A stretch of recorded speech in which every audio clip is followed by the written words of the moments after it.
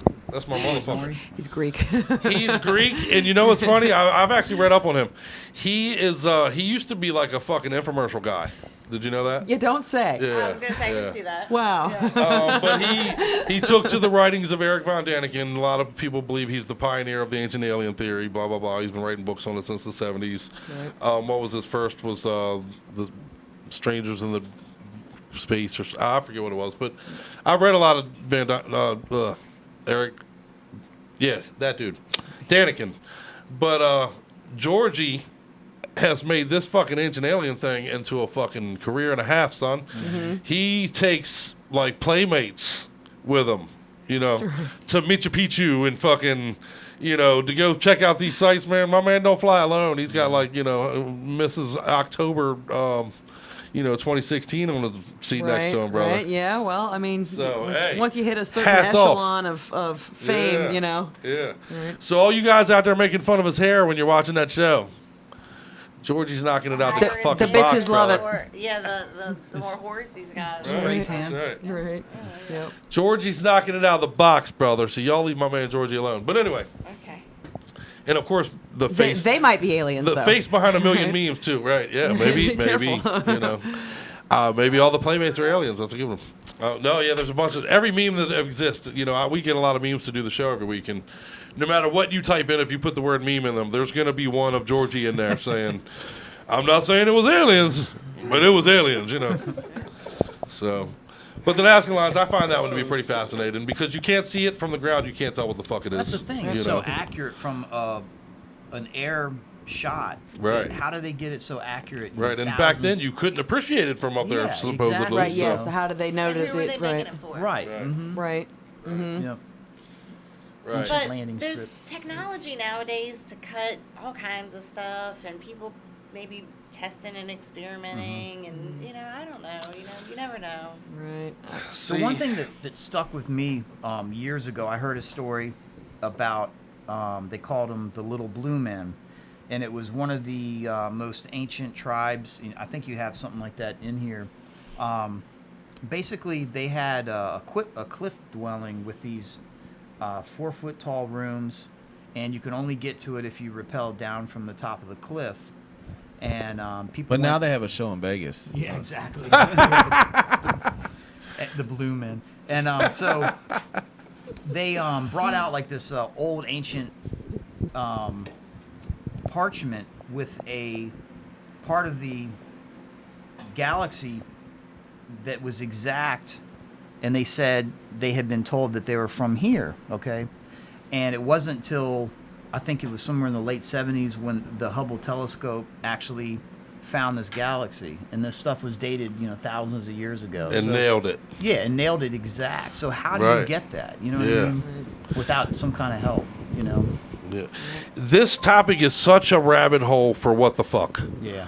It really is. I mean, you can go so deep into the unsolved. I mean, all of these things that we're talking about tonight, even you really can dive into it until your brain starts to fucking kind of melt in on itself. Like, what in the fuck? And honestly, I think your question just now, a lot of it comes back down to what the fuck? Who did you build it for? Who did you build it for? Yeah. You know what I mean? What was the purpose of the Nazca lines? What was the purpose of the Stonehenge? What was the purpose of Easter Island? All these fucking things. Who was it for? Was it to serve God's completely in your imagination, or was there some type of interaction that we, you know what I mean? Right. Well, it's like with the Great Pyramids too. In the Giza Plateau, they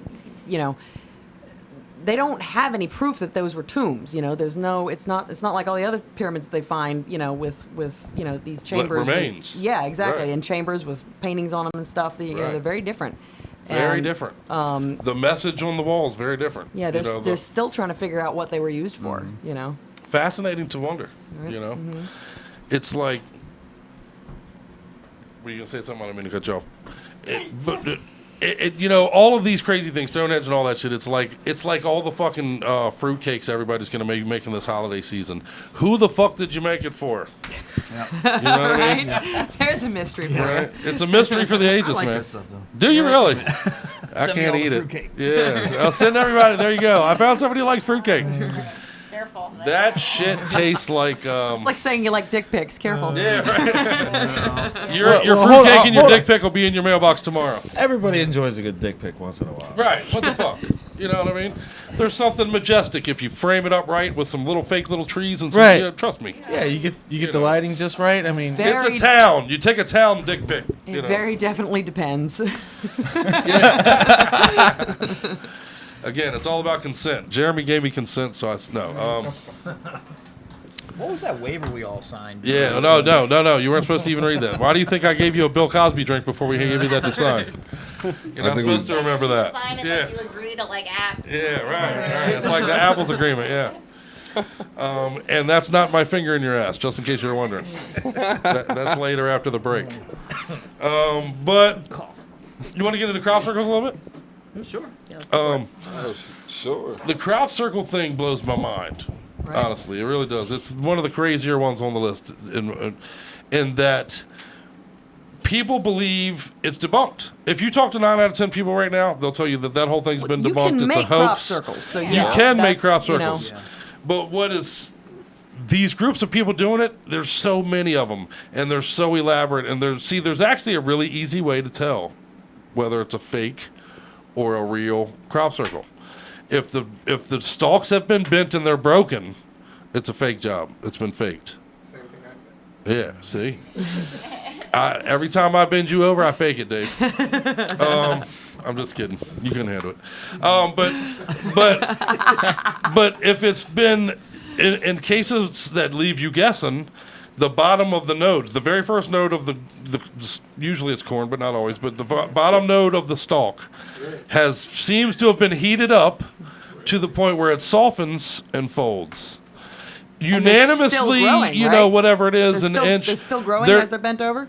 Well, no, they're dead. After the crop circle, they will sometimes. You can't have this conversation without a bunch of. That's what she See, that's actually an interesting part of crop circles, though. Sometimes it takes a while for the crop to grow back in the circle because higher elevated radiation levels are found within crop circles that have what I'm talking about, the bent versus the broken stalk. Oh, okay. So higher radiation levels are found up to 3 or 4 times higher than the norm, I've heard about which that. is very intriguing. But I guess if you it's can't been get bent, that with a 2x4 and some rope. right? Well, the question is, how do you fake that? It's literally an inch off the ground, unanimously, and the one found right outside of the I forget the name of that observatory, one of those space observatories in Scotland.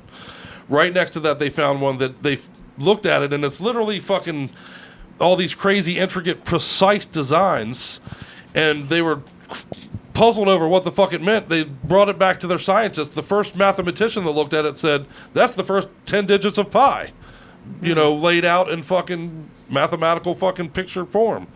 So it's very precise. A lot of them are very mathematical, in fact. Right. The ones that aren't hoaxes. I mean, obviously there's some that, there have been hoaxes, definitely. Right. But it's inconceivable to me personally that could be blamed on all of them. The amount of them that there are is amazing. The precision to some of them that there are amazing. And again, time after time after time again, if the stock has been broken, it has been more or less proven to be a hoax event. But when it has been burnt, melted, heated up and melted and fallen down, the question abounds: what the fuck happened here? Right. Who did it? How did they get it done without anybody noticing or seeing them do it? And Right. It's generally like overnight, right? Yeah, you can't. Yeah. It would take a long time to do that by hand. Right. Well, so and either something comes down, or your ant people friends that live in the fucking tunnels have something really fucking hot underneath of it. Right. It could. There are people that believe there's something underground that causes them to happen. There are people who believe there's something to do with swirl winds. I've heard as apparently there's something mathematically aligned with swirl winds that happen, which might leave a mathematical design, which I find hard to believe, but it is a theory. But what does often accompany crop circles is lights in the sky are often reported around the time that crop circles appear. And cattle mutilations, which we'll talk a little bit about more lately, happen very close and around where these crop circle things tend to happen. And probably the most famous case was a case in England where people claimed to have been driving down the road, saw lights in the sky, stopped on the side of the road to see what was going on, and they claimed to have watched, of course there's no video footage of it, but they claimed to have watched these things in the sky kind of dance around and leave behind a crop circle. That claim that these people made, and there was 12 witnesses to this event. A pilot backed up their story, and that at one point he flew over this field, looking down as he does apparently all the time, and there was nothing there. An hour later, he flies over the field and he confirms that this intricate crop circle is now there. Hard to believe a hoax could happen in an hour with 12 witnesses looking at the field. So there's questions here, unanswered questions for sure. It's not a proven hoax across the board. Like a lot of people do believe that. That people in general are very headline. We talk about that a lot. You and I have talked about it on the show. It's headline nation any longer. Yeah. If you got to read that far into the story, most people aren't going to do it. And so you read hoax, you hear hoax or about something like this, people are like, oh, it's a hoax, that's it. And you close the book on that and move on. But very often, look deeper. Yeah, especially like, you were saying that just because someone can do it doesn't mean that right. It's a that hoax. it's across the board the answer. Right, yeah. And they're not doing it exactly. Like you said, there's a difference between, when someone fakes it and... Right. I mean, I can build a spaceship and fly to Mars and back, but that doesn't account for every single alien thing you've ever heard. Right. Oh, well, I don't know if you can build a spaceship. Like, maybe not you. Isn't there some guy about to like shoot himself to Mars or some shit? Isn't there some rich businessman right now? There's a guy. He's about ready to launch himself. I think he said like a mile in the air or something like that. Yeah, he's like prove that we're flat. No, but aren't they taking like applications so you can like sign up and go to Mars? Go to Mars, yeah. With no ride home. Right. Yeah. No. Elon Musk, to be one of the right, original right. colonists. Yeah. You're Right. gonna stay there. Elon Musk is a rich businessman pushing that agenda. To be the first handful of dead guys. That's what it is. Exactly. Pretty much. That's what I say. Well, what I find fascinating about that is to be of the school of thought that we can colonize Mars easier than we can fix our own fucking planet. Right. I mean, come on. Seriously? You know? Let's give up on Earth and we'll go to that little red motherfucker. Well, here's the problem. You got to get everybody to agree to Dude. stop fucking up Earth Yeah, first. right, And I don't think right. you can't get people to agree on anything. That's so, I'm sorry, but that's so modern humanity. Mm-hmm. Fuck it. If we fuck it up, we'll go to Mars. Fuck it. We're good. We'll trash this joint. You know how fast you're gonna fuck up a planet with no water? Dude. And it's smaller. We're gonna fuck that up quicker, for Mm-hmm. sure. You know. Smaller means there's less gravity, though. But Elon Musk is pushing that agenda. Yeah, right. And it's cold. Fuck that. No, we'll just You throw will our, jump higher. if we do that, It'd we'll be just fun. throw our trash into space. We'll just, be on Mars like, oh, fuck it.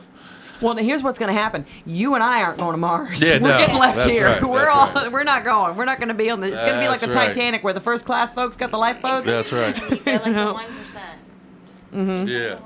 That's Yeah, what's fuck gonna, that's 'em. exactly what's Hey, going to I'm happen. completely on board. Let's take all the 1% and send them to Mars. Let's do it tomorrow. Can we All do it the tomorrow? motorcycle gangs are going to Mars. Yeah. No, not the we'll keep the motorcycle gangs. The other 1%ers. The other 1%ers. Yeah, no. I'd rather keep the motorcycle 1%ers. Exactly. We'll throw the rich away and we'll keep the bikers. But Yeah. that's fucked up. Anyway, any more on crop circles for anybody? Anybody got more to say about that? I only wrote like 45 paragraphs about it. I'm such a fuck. I'm the worst. Such a dork. It's What fun else with do it, you have though. that's like earthly, like phenomenons, I guess. Phenomena. Phenomena. Yeah. A lot of cool stuff in here, though. Man. Yeah. You got the cattle mutilation thing.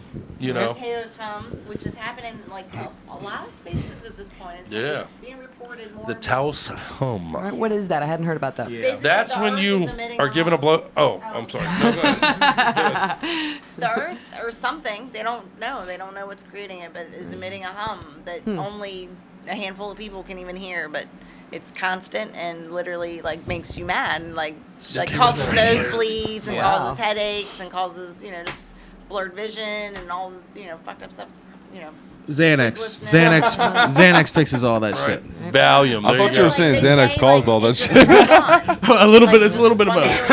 You gotta. And that's it. And, When it's I just prescribed think to you you, buy their it'll hearing fix checked, it. have When all it's that not, stuff. it'll cause it. Right. Nothing's wrong with them. Wow. And there's like in one shit. case I was reading, like this town in England, like almost everybody in the town Wow. was experiencing it. So it's kind of interesting. Interesting. I've Any- never found like the myself brown in note. any of these alien situations. I've never seen anything people are talking about, the 52 megahertz and all this other. Wait. I don't see none of these things. If wait, an wait. alien So- exists, follow me home tonight. You saw my dick pic and you still don't believe in aliens?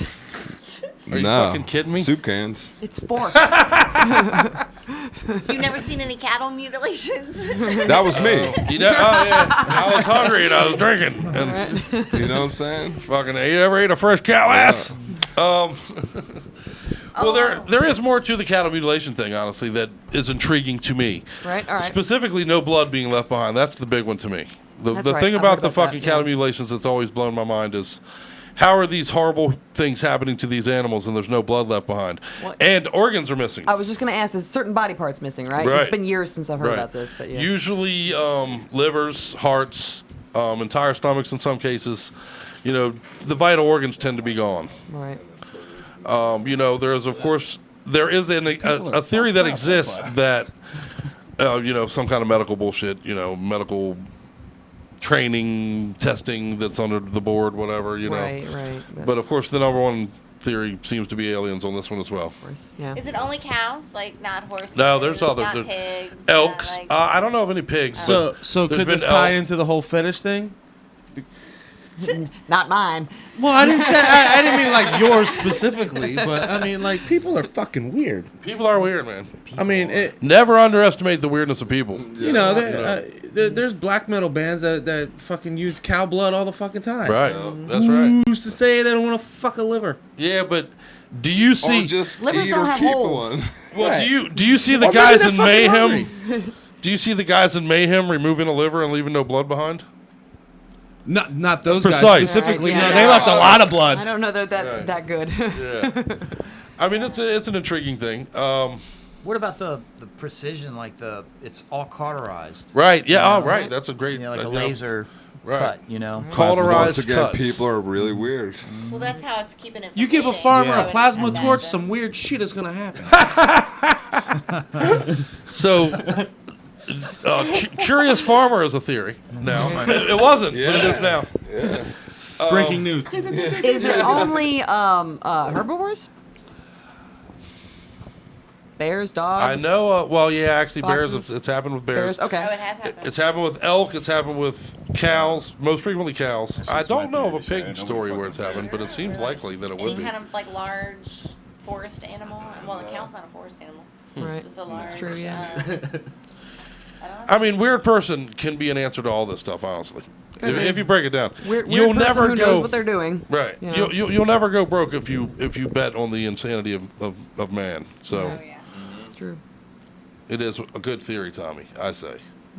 Speaking of which, you want to meet me at this farm later, man? I'm a little hungry. We're gonna go fucking get us some livers. Sweet. I got a torch. We're gonna do it King Diamond style out that bitch. Why don't we play a song? You want to play a song?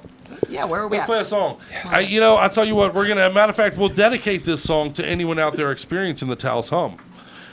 Because if you're going through that nightmare, all you got to do is replay Metal-O-Mania episodes 24 hours a day. We'll take your mind off it. That's right. Listen stop to Metal smoking instead. So next up for the song part, though, is it Smoking Hell Bastards time. Oh shit. Smoking Hell Bastards, man. German death thrash combo band just put out their sophomore release. It's kick-ass. The album is called Mayhem. The song is called No God. These fuckers are called Snipers of Babel. I'm called The Crypt. She's called Scully. Keep hanging out with us. Let's do this some more when we get back. Thank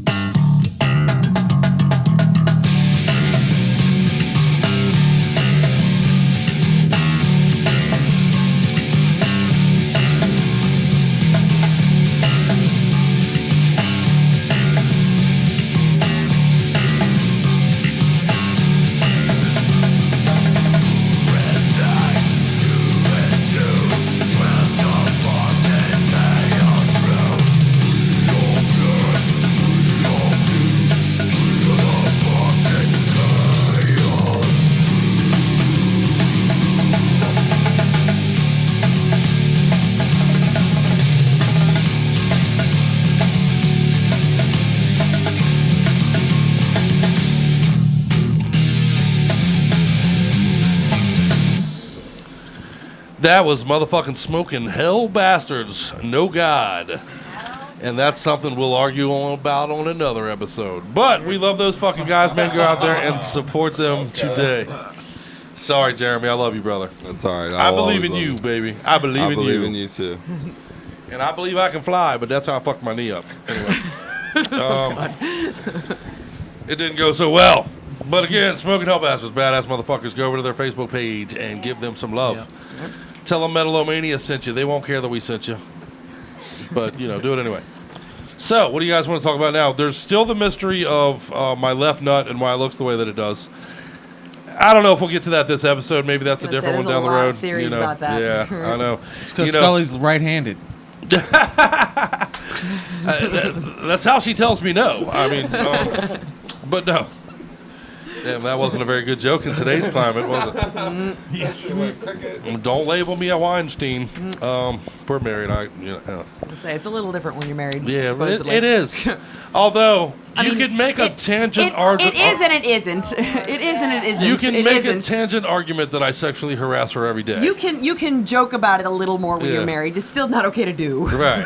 Well, no, I don't, and by that I mean, baby, please. Couldn't you, baby, please? Come on, baby, please. Yeah. I was just making a big joke, dude. Yeah.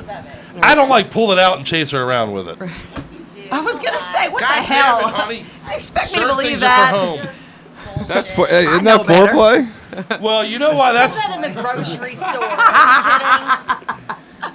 You know what part of that story is unbelievable? Not me pulling my dick out, but the running. I ain't running around. Come on. Oh, well, nobody pictured you running. It was like a scoot, right? That's kind of common, actually. I'm dragging a leg behind me with my dick out. I'm like a scary cartoon all of a sudden. Come on, just baby, please. You're just waving it around like a Steelers fan. Touch it. Just touch it. You got the terrible foul shit. It's gotten so dark. Just the tip. Anyhow. This shit just went down the tubes real quick. That's an unsolved mystery. Why is it never actually just the tip whenever you play that game? Because that's not fun. The anti-catheria mechanism is what we're going to talk about. What is that? I can't even pronounce that. The anti-catheria mechanism. Oh, thank you. Yeah. We need to be able to hear me. Let them sweat. This device was funnily enough. This device was found at the bottom of the ocean in a Roman ship. But it's believed to be from thousands of years ago at this point, from early Mesopotamia era. Right. Greece. How it became to be on the Roman ship, many believe even was the direct result of Julius Caesar's conquests. Oh, nice. Okay. And his sacking of parts of Greece and Guam and all that during his heyday. Mm-hmm. He obviously stole all the loot. But hidden within all this gold and treasure, it was literally more or less a treasure at the bottom of the ocean. There was gold in there, there was silver, there was all these intricate things. Mm-hmm. But within there was a miniature device. What was left of a device? Dating appears to, again, make it thousands and thousands of years old. What's interesting about it, though, is that through X-ray imaging, they found at least no less than 32 gears within it. Interlocking gears within this little device. Wow. It's come to be known as the Antikythera device because I believe that's the name of the sea it was pulled out of it finally. But now this has become... this item is center stage for proponents of the ancient alien theory, and that we got technology from aliens predating civilization, blah blah blah. Right. But it's this one. There's no answer for me. This is one that I can't wrap my brain around. It's made of bronze. There's more than 2,000 characters inscribed within it. What's left of it, and again, they believe it was a bigger piece at one point. That's believed to be some type of computer, maybe, perhaps, used to chart or map the stars. Obviously. Everything early man was all about when do we harvest, when do we eat, when do we store food for the winter. Yeah. But like I say, in it, 30 interlocking gears. Anything else I left off of here? But it's still very much a question. People still wonder what exactly its uses were. Again, if there's 32 or more gears in this motherfucker, it's a pretty intricate, detailed device. Yeah. First computer is what it's referred to. Yeah. Do they know Wacky. where those 2,000 characters came from? They have not deciphered the 2,000 characters actually. The characters on it appear to be.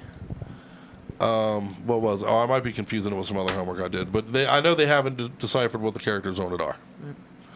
So it's very much a mystery of its origin, what it was used for. Again, one of those things with many theories. That's why the crystal skulls didn't work when they put them all together. I in that love room. the crystal skull story, dude. Despite what the shitty Indiana Jones movie did to it, I love that was I love the crystal skull story though. But thoughts? Had you ever heard of the Antikythera device? I hadn't. I mean, other than hearing about the first computer ever found, and Right. I haven't heard anything about it beyond that. So that is interesting. The fact that not the fact, but the thought that it's only part of the original machine makes sense. Right. Because if it doesn't have any immediately obvious use. Leads you to wonder. Mm-hmm. Yeah. Do they know where it came? Very Where it tripping. may have originated from? I know you said that you got. They believe, like early days of Egypt, Greece. The very early, Right. civilization. That I makes guess. sense. Yeah. But it's a wild one. It's a wild one. There's an entire Ancient Alien episode devoted to the little fucker. So Oh, yeah? it's pretty tripping. Very nice. I think it might actually be my biological clock. And it's why it was at the bottom of the sea. It's dead and gone. It's at the bottom of the sea. It's fucking 32 gears for how many hairs I got left on. No, anyway. 2,000 characters. Yeah. That's how many words I speak a minute. Right. But I thought that was a cool one. I thought very much so. Pretty neat. Pretty neat. What about the bloop? You guys familiar with the bloop? No. The bloop of 1997. You're an audio guy, Dave. Are you familiar with the bloop? It was loud. In 1997, yeah. Tommy was there. One of the loudest and scariest sounds ever recorded was picked up by our National Geo-Environmental Science team. They placed listening devices in tons of areas on the bottom of the ocean floor. This was post-war time. And what had happened basically was the Navy, who was prior to this time, trying to put as many listening devices as we could into the ocean to listen for the Japanese, to listen for the submarines, to listen to Germany. So they found 52. Right. This equipment is the same equipment that did discover the 52 Hertz whale. Wow. But what they started using was basically former naval equipment to map the sounds in the bottom of the ocean. Try to It all makes sense. familiarize. Once that whale finally nutted. Right. Bloop. He felt better. He blew a nut. And then, You ever had a whale finger in your ass? That's what the bloop was. Good shit, man. He was like, The fucking bloop was the Why do you 52 ask? Hertz whale busting a nut. Just saying, I like it. Only here intense. on Metal-O-Mania. Bloop. That's good shit. Solve that one. Solve. Next. You can debunk that one right now. That's good shit. I'll be waiting for a call from a scientist later to interview us on that one. We unraveled. It was your we call, never Tommy. would have But thought of that. it was determined to have been biological. biological, right? It was a biological sound. He's like, moving on. Moving on. Yeah. What else you got? So, what about the Mothman? No, but basically, it was 180 decibel sound. It was one of the loudest sounds ever recorded underwater. It was just north of Antarctica, and the sound was nicknamed the bloop. It's never been heard of again. It was only that one time. Nobody seems to. Again, they believe it was a biological sound, which is what leads to the question: what the fuck was it? Right. But it was only heard once, and I think Tommy just nailed that one. I really do. If you only heard it once, I really think Tommy's pretty onto strong something here. evidence for 52. He knows a lot, kind of. right. I'm getting a little nervous how much you know about He's all real- these It things. didn't say what hertz it was. Yeah. Right? Yeah. 52. I know what hurts a whale's dick. I was gonna say. Got your herds right here. Right? That's good shit. I'll give you a 52. Anyway. We just solved all of this shit tonight. And then that jizz drifted into the Florida region where it became the Bermuda Triangle. There you go. That's why it's so warm right there. Fuck me sideways. That's good shit. Oh, man. All right, you know what? Even we solved that one. I'm not even talking about another one before song because we're sleuth busting in this business. Right. Mythbusters ain't got shit on us. No, they don't. You're right. Yeah, we're pretty badass. So what we're gonna do then I got is excited because I thought we were going to talk about the next band. we are. We're going to you're go to Mexico. Right to be excited. We're going to Mexico right now, man, and we're going to be coming there live to see you guys. I don't know dates, I don't know details, but we are going to make it a priority to come down to Mexico. Dave, you and me, we'll take Scully. Hopefully, we're going to take. We're going to take. We might take Scully.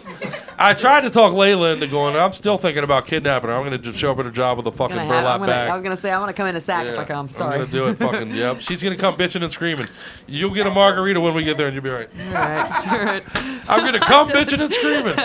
That's a pretty good one. She's gonna come in the sack. Damn. So what? These You on got purpose. They just come out. You got a sack fetish? Oh yeah, you do have a sack fetish. We knew that. But we are going to come to Mexico. I promise you.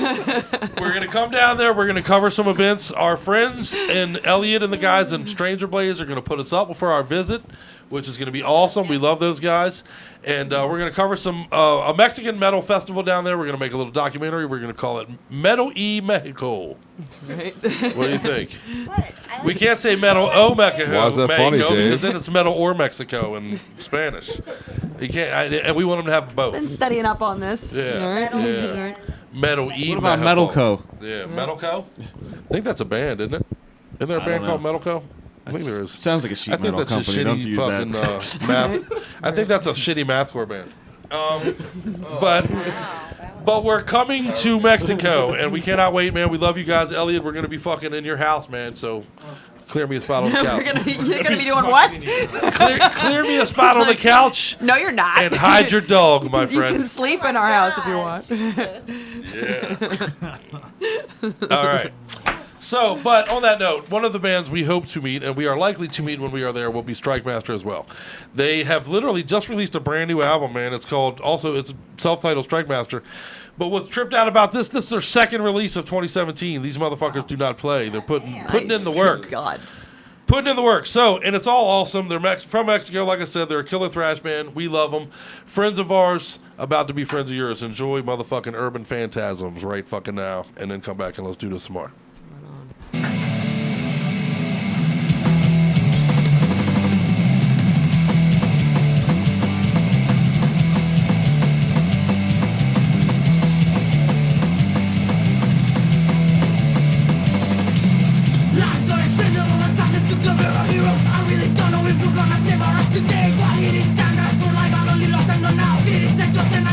Just to go ahead.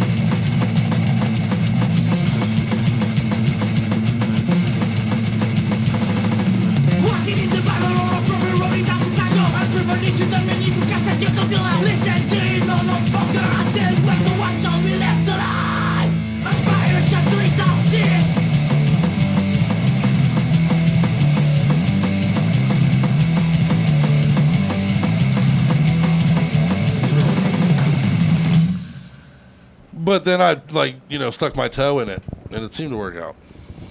As long as everybody was happy. Welcome back, everybody. Oh. Yeah, right. That's right. Everybody was happy after the whole toe incident went splendid. But Strike Master, badass fucking band, man. What'd you guys think of that? Pretty kick ass, right?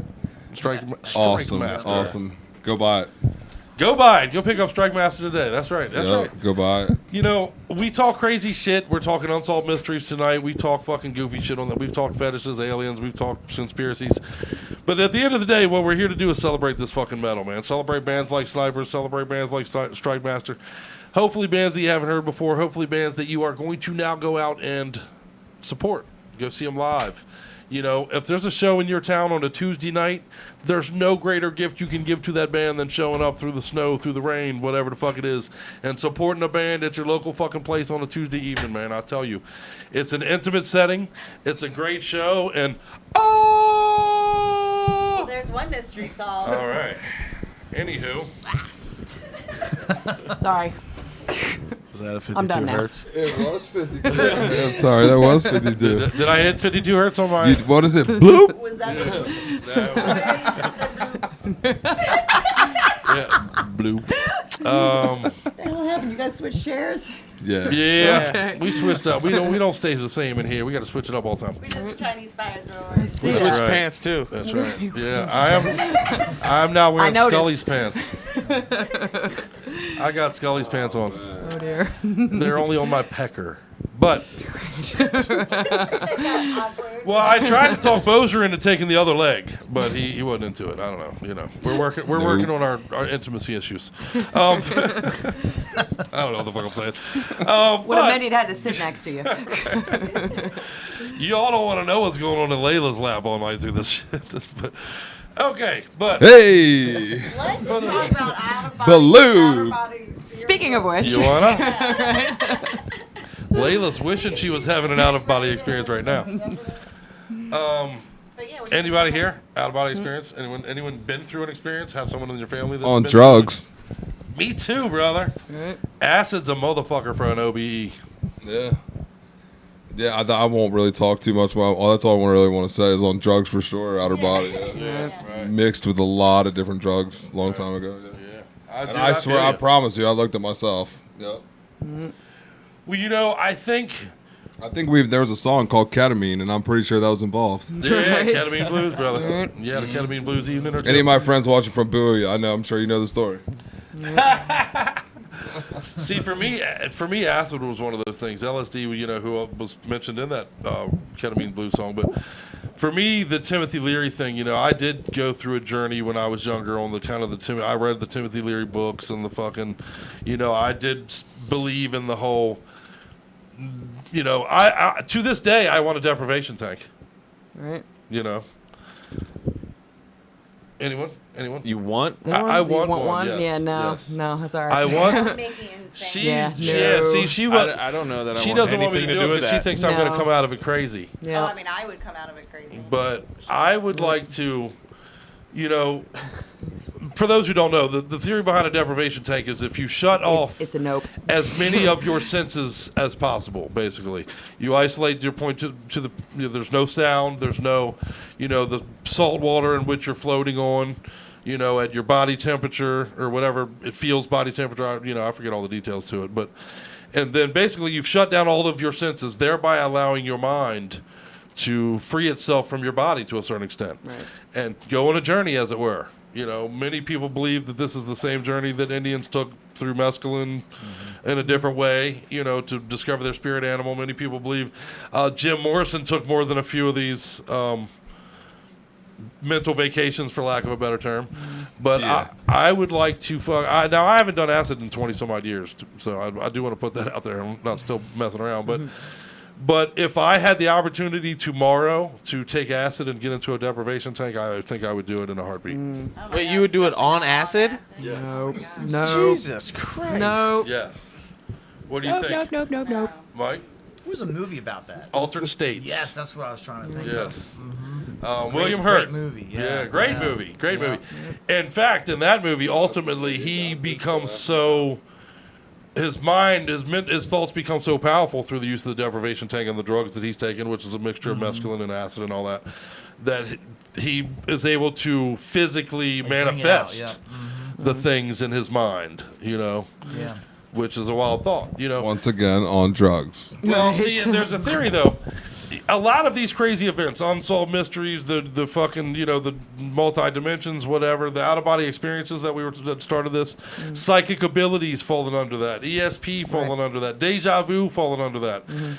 You know, the theory, obviously, I'm sure everybody here has heard it a million times, that people only use 13% of their brain. Right, yep. That's actually factually inaccurate, to be honest. It has been debunked. Right. But there are definitely certain areas of your brain that have never been lit up in any type of testing done to it. Right. So it is areas of your brain that you're left to wonder, what are the capacity hidden in that part of your... Because there's nothing more power to you in your brain. Yeah. Right, yeah. That's all there is to it. You know, I believe myself, and again, if you disagree, I'm not shitting on your belief. You can believe whatever you want to. I'm not saying that. But I believe that the out-of-body experiences you often hear about are the result of chemical reactions going off in your brain as your brain shuts down and prepares I'll agree with that. to die. Yeah. You know, there are defense mechanisms. There's a reason if you've ever taken a catastrophic injury, people will tell you they didn't feel the pain from it because the shock, the brain sets in and defends you from that, you know. When I twisted my knee completely backwards, I didn't feel it. I tried to walk away like everything was fine because your brain protects you from what your body is going through to a certain extent. And I believe that is tied into a lot of these sort of things. But where the question comes often is what access to your brain. If we were given access to these parts of the brain that currently appear to be dormant, what are we capable of achieving? What are, you know, is psychic communication available to us at that point? Is it the next rung on the evolutionary track, as it were? As we leave our caveman selves behind, is the unlocking of these parts of our brain the next, you know, where we're going? And there are people, Timothy Leary being probably the biggest example of it, that believe not only is that where we're going, but that we can expedite that process through the use of these chemicals, through the use of deprivation tanks that free the mind, as it were.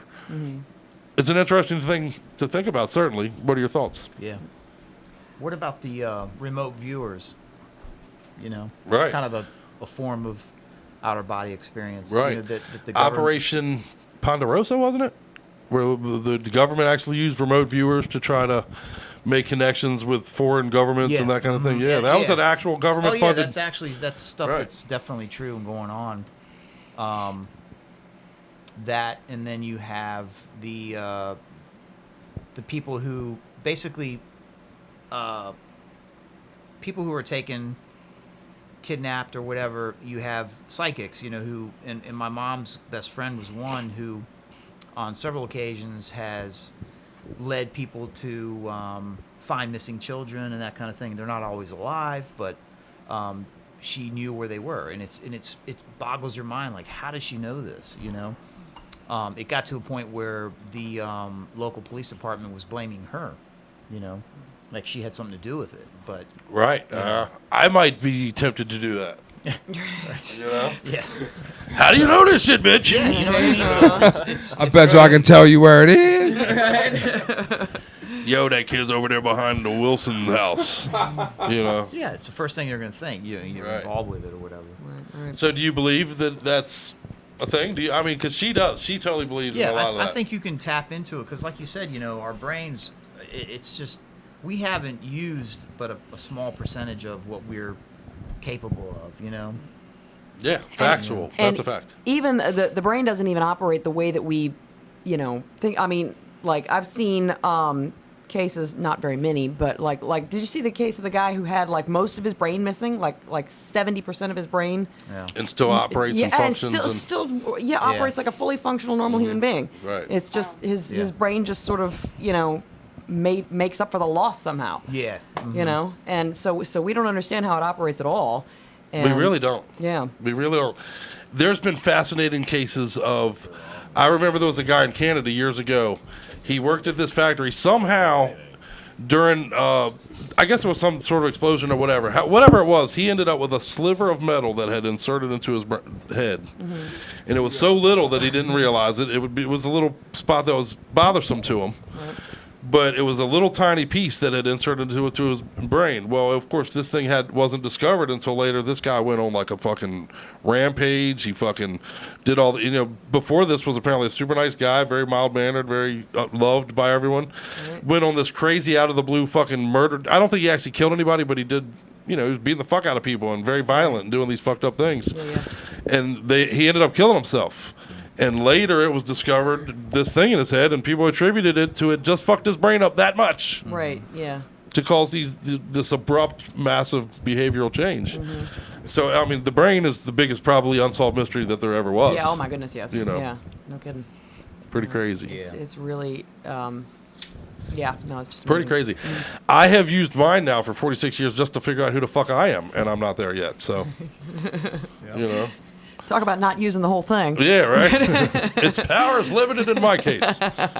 You can only do so much with what you got. I hope that's not what she said. But that's why you had to go buy miniature trees. Hey, man, there's a method to my madness, brother. It don't matter if it's true, as long as they believe it. Every politician knows that shit.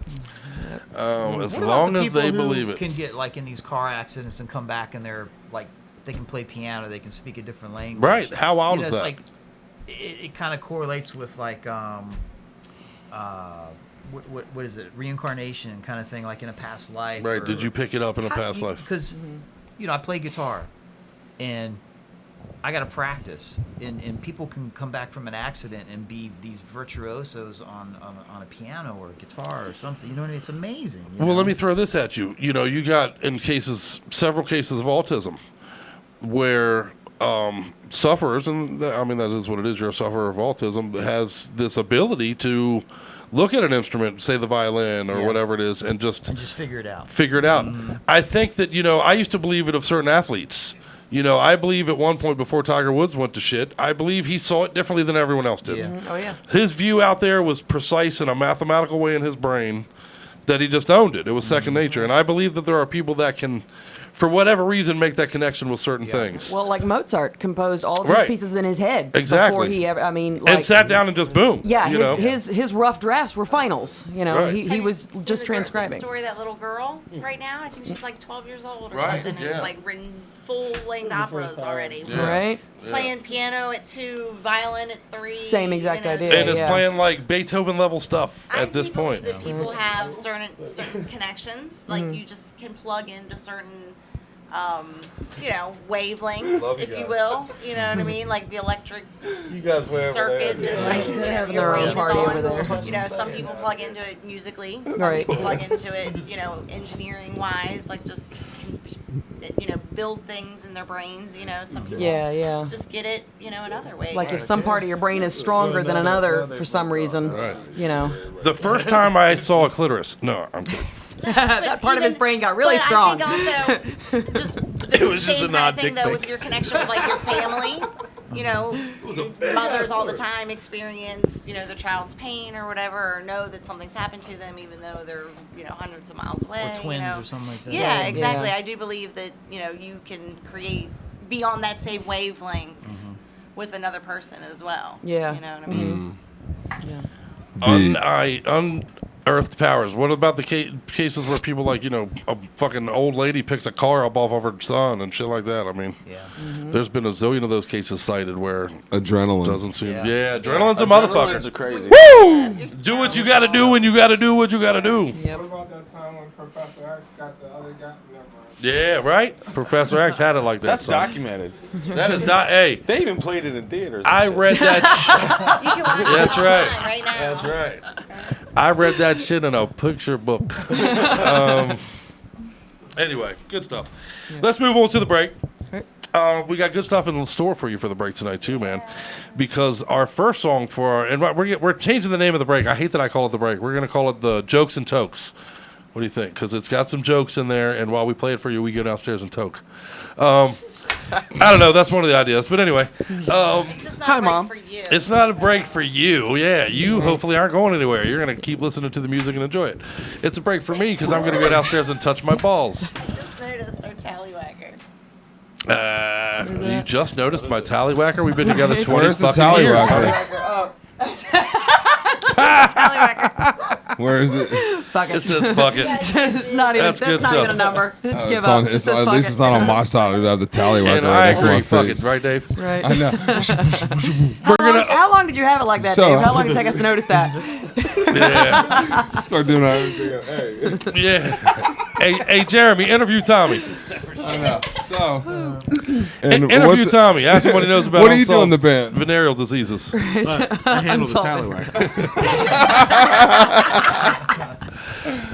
What he does in the band is an unsolved mystery. All right. No, that's fucked up. All right, we're gonna play some. He's like, man, that was fucked up. I'm getting mean. Let's take a break. We love you, Tommy. Tommy's our family. Goddamn it. We're gonna open up the joke and toke. What do you think? The laugh box, the old school. There's always an old school song too, so I don't know what to call it. So we're gonna call it The old laugh box? The old laugh box.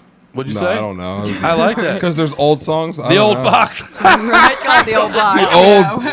Nice. Yeah, that sounds real appealing. Nobody wants the We're old turning box. it. We're gonna man. leave for the Box old kept box jumping out now. at me too. Box. What's We in leave the you with the box? old box. We'll call it the old box, and every week we'll have that fucking Brad Pitt line to open it up. in the What's in the box? What's in the box? Well, let me tell you. Decrepit flower. Let me tell you opens what's up. in the box. Yeah, let me tell you what's in the box. Some gray hair and an old condom and somebody's fucking 1987. She said, stop, for real. Class ring. Is that a highlighter? And a highlighter. There's a highlighter in there. She tried to save you right there, Crip. That's fucked up. Anyway, no, what's in the box actually is some good French fucking death thrashers to start it off. Right. No Return has a brand new fucking album, brand fucking new, called The Curse Within, and I'm not kidding you guys. It fucking destroys. It is fantastic. I really, really like it. Just got it this week, and I haven't stopped listening to it all week long. So did our neighbors in Ocean City listen to that one as well. Our old school jam of the week is Sacred Reich. Got to break out some old Sacred Reich every now and again. So we're going to do Death Squad off of Ignorance from 1987. And then we're going to play some Godless Angel. Dude, this Godless Angel album, we're going to play something from my man from 2013. And this dude's name is Derek Nybarger. He's from Lawrence, Kansas. He is my fucking new hero, dude, because he fucking is a one-man show. He puts together these killer fucking jams. I like a lot of the stuff I've heard from him. And we're playing something old from him, but on this Friday and 2 days from now, he's releasing something brand new. So you're going to want to go over there and follow it. The project is called Godless Angel.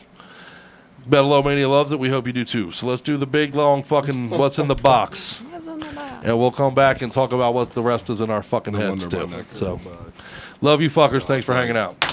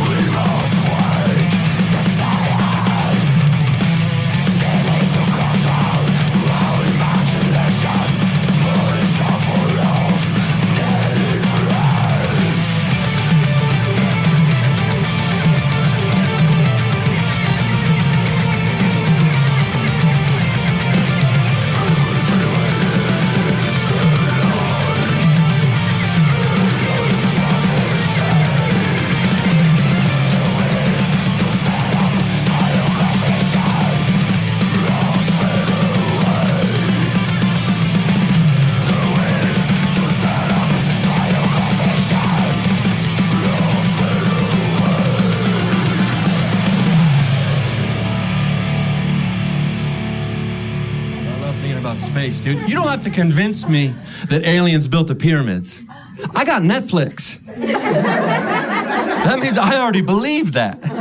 If you also have Netflix, chances are you've probably seen one of the 6,000 documentaries streaming about how the pyramids were built, and you too likely have been convinced that at the very least we had a little bit of help building those superstructures thousands of years ago. The way the light shafts line up to the constellations, the geographical location of the pyramids on the globe, the way they line up perfectly geometrically with one another. Oh, we can fit 35 Empire State Buildings inside of the largest pyramid. Think about how enormous that is. And you think we built those by ourselves? It's taken over 10 years to repave 2 miles of freeway in my neighborhood. And you think we built the pyramids? You're the crazy one, not me. I'm rubber, you're glue. Bounces off me, you cuckoo. I'll go even further than that. You could convince me with quite ease, frankly, that aliens helped us build any superstructure I've ever seen in my entire life. I'll be driving down the freeway sometimes, and 2 other huge freeways will cross over on top of me in a giant X formation. Good thing my 99 Camry doesn't have a moonroof. I'd wreck my car every goddamn time. Like, holy fuck!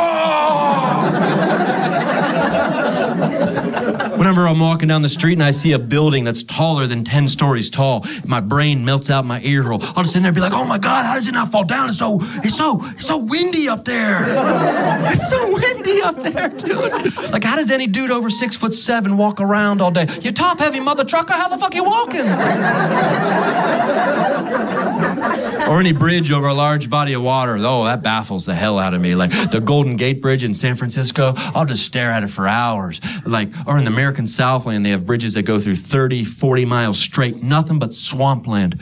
No solid land in between to help keep the bridge sturdy. Like, how do those bridges not collapse? Like, how do they stand still? It's so mushy at the bottom. It's mushy down there, dude. It's mushy. You know? You know what I'm saying? And sometimes the poles aren't even made of steel. Sometimes they're made of concrete. Like, how'd you get that concrete hard underwater, dude? Tell me how you got concrete hard underwater. We put a sexy lady in there. No. Sexy ladies don't make everything hard. Just dicks in life. So almost everything.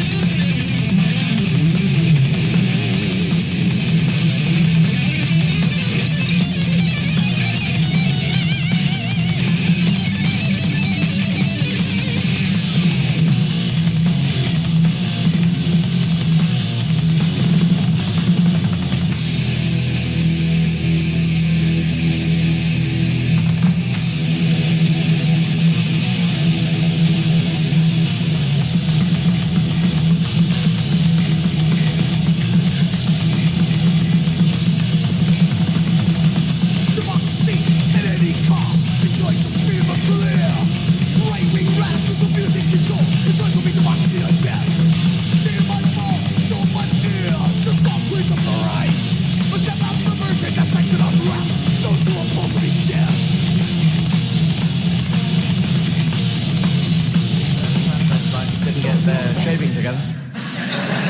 And they built Stonehenge, one of the biggest henges in the world. No one's built a henge like that ever since. No one knows what the fuck a henge is. Before Stonehenge, there was Woodhenge and Strawhenge.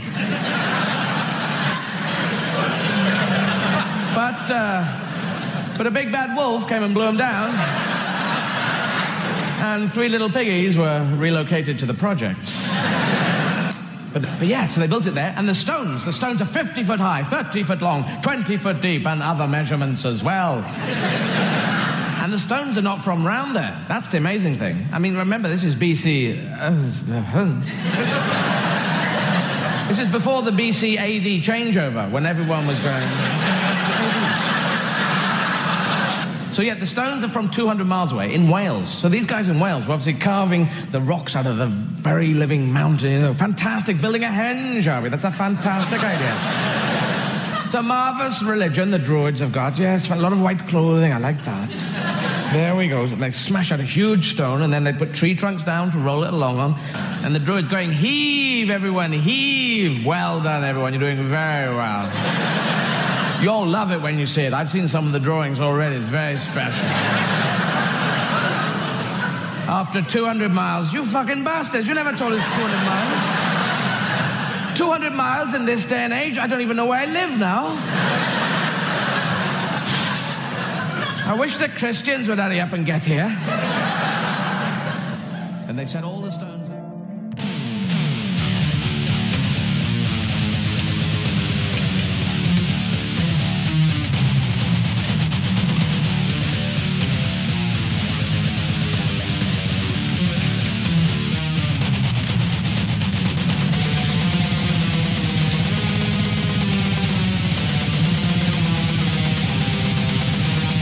Running from the inside, staring at the dead.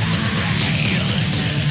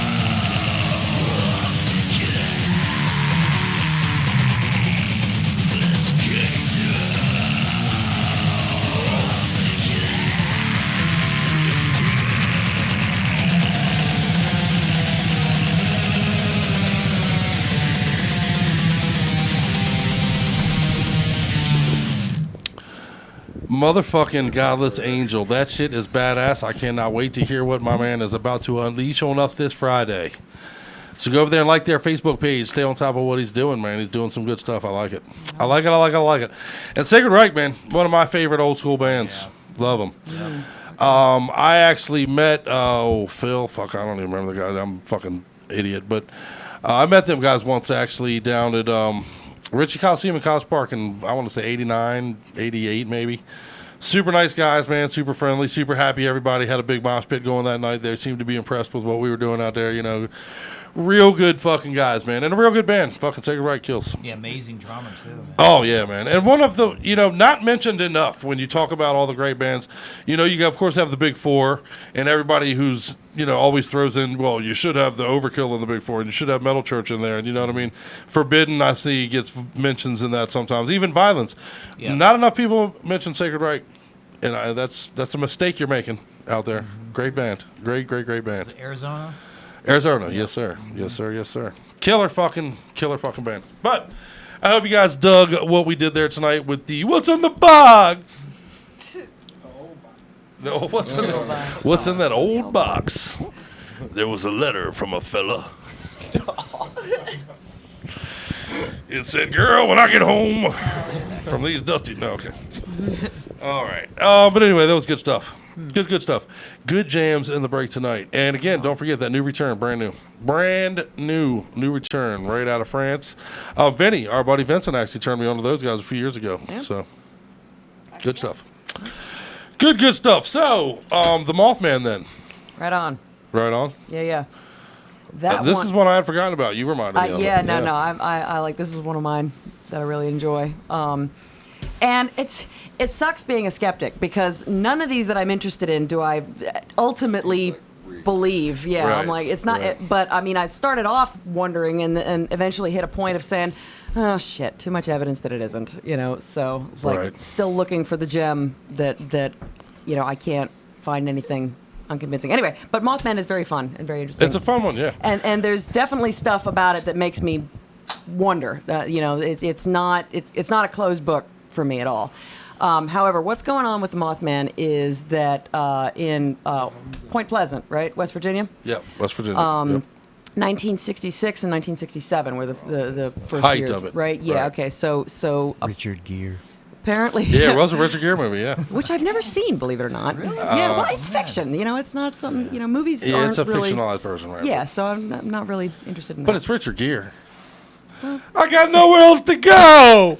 Okay, good. That was my officer and a gentleman moment. Got a crush on Richard Gere. So. Hey, man. Any dude that'll do with a hamster or a gerbil or whatever. Oh, yeah. Right, yeah, gerbil. Another bullshit story. But anyway, go ahead. Right. At any rate, yeah, so no, you're fine. Sorry I took a detour into animals and anuses, but now, please proceed. Am I disappointed? Right, Am I ever disappointed? I love animals and anuses. Another reason we love you around here.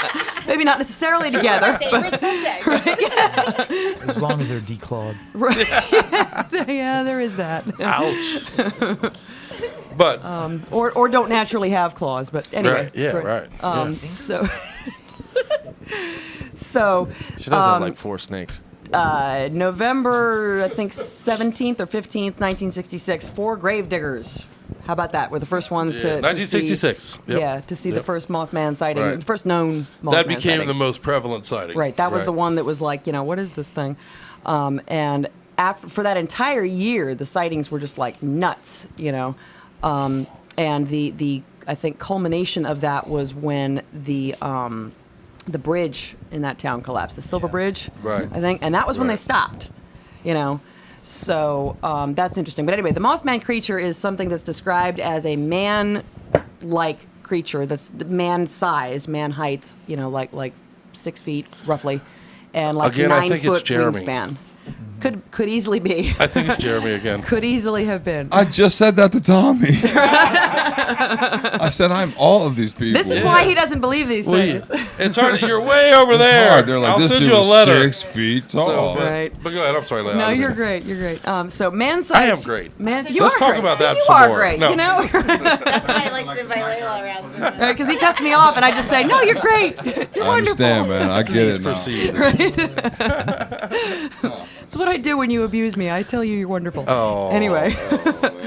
Man-sized creature, like 7 to 9 foot wingspan, this huge creature. Glowing red eyes, that's a consistent thing that people report seeing. What else?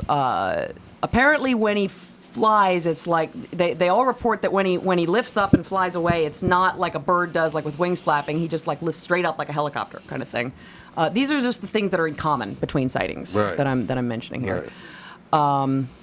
I forget what else. Apparently he's very aggressive because people have reported him chasing Coming their at you. car, or like landing on the roof of their car. And I don't mean to cut you off. No, please, go What ahead. I find most interesting about the Mothman story is, one, they have the whole Mothman curse attached to it, where apparently Yes. people who Chief have seen it Cornstalk. die young, Right. crazy, inexplicable ways that they die. But two, it's taken on kind of a black cat almost theory with it all. It seems to be a harbinger of doom of some sort. Right. Like Or- when you see the Mothman, something fucked up's about to happen, kind of thing. Yeah. Like people either he's like a bad omen or like a warning. You know, people can't really differentiate. Right. Exactly, figure Right. out which. And the sightings in Point Pleasant sort of culminated with the collapse of the Silver Bridge, but there have been sightings since, Right. like even recently. Claims of sightings before 9/11 in New York. There's claims of sightings before. There was another bridge that collapsed, not just the one in West Virginia, but they claimed that the people there claimed to have saw Birdman with wings take off right before the birds went down. Right. It seems to be something associated with catastrophe. Right. You know what I mean? Right. Scully saw one 2 weeks ago, and then I came in the bedroom naked. You know what I mean? There's a. She must be seeing them things very often. There's a fucking. That's why she's not impressed over there. You see that? She's like, oh yeah. Oh, the Mothman again. Very familiar with the Mothman. Here he comes. We're on a first name basis. Blue. Right. She calls him Bob, and she's like, long as it's not the Slayer banana hammock this time. In the Bible, whenever angels are seen, something fucked up happens too. Yeah.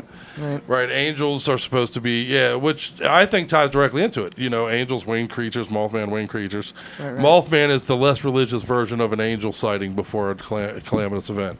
Right. In my opinion, whether or not I buy it, I will tell you But- one of the theories about what the Mothman could be is based on the curse of Chief Cornstalk.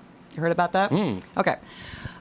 Chief Cornstalk was a Shawnee chief, and back in I think 17 or 1800s, I don't remember the year. He was the Shawnee. The government were trying to work with the Shawnee Nation for them to become neutral, basically, not be not at war with them. right. Stop attacking our settlers. And Yeah, so he went to whatever the fort was that was at Point Pleasant. the equivalent of get off my yard, right? Right. On a diplomatic mission to the fort that was in Point Pleasant, and he was taken hostage. And there was while he was taken hostage there, him and his sons, there was a murder, an unknown murder by unknown Indians out in the woods, near there, and the military men who were stationed at that fort went nuts, wanted to take revenge, and so they killed him. He was there on a diplomatic mission, but had been taken hostage and then murdered. So the theories Not are very that, diplomatic. Right? Yeah, the theories are that while he, during his murder, he, cast a curse and Summoned. Yeah. So there's no real evidence that he actually said anything or cast any kind of curse as he was dying for real. Although there are, of course, urban legends that say that he did. But at any rate, there's supposedly this curse of Chief Cornstalk now after that. And a lot of people are attributing the Mothman to that curse. Now, what I heard recently that was interesting is, are you familiar with the Thunderbird, Native American Thunderbird? Okay, Thunderbird is. I know the car. Right. Yeah, that's where that comes from. I used to have a Thunderbird. Yeah, I know the one. Right. That's a headache right there.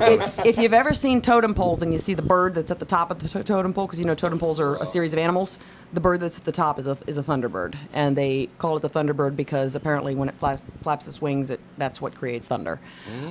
And so some people say that Chief Cornstalk could have called the thunderbird for his curse, and that's what the Mothman is. Is a thunderbird basically. So.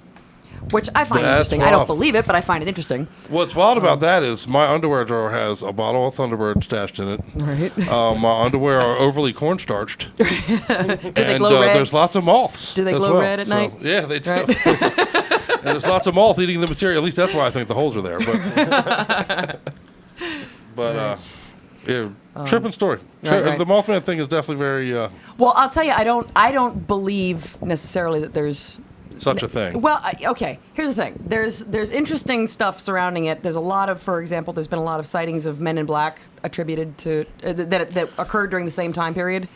And we can go into that in our aliens episode. Yeah, we because of course will. the Men in Black are, I'm gonna wait for you to be here for that one. Right. Yeah.